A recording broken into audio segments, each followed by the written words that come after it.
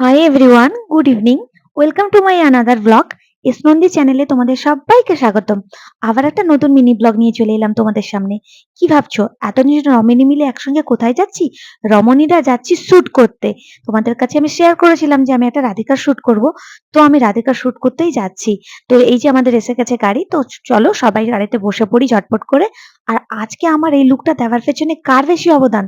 দুজনের, নীলিমা এবং মাম্পি। দুজনেই মিলেই আমাকে রেডি করেছে। তো মাম্পির এটা ফার্স্ট কাজ, আর নীলিমা ওকে গাইড করে দিচ্ছিল। তো এত সুন্দর লুক দেওয়ার জন্য কিন্তু আমি মাম্পির কাছে থ্যাঙ্কস ফুল হয়ে গেলাম, কারণ মাম্পি এত সুন্দর লুক দেবে আমি ভাবতেই পারিনি।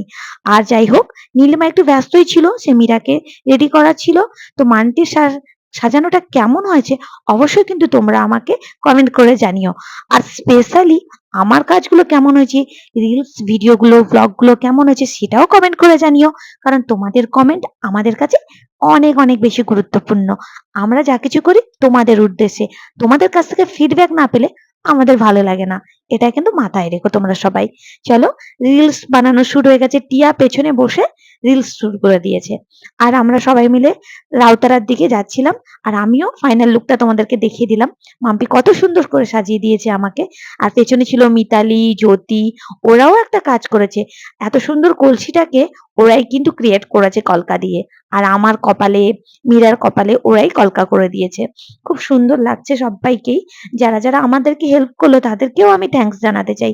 তারপর চলে গেলাম একটা গার্ডেনে।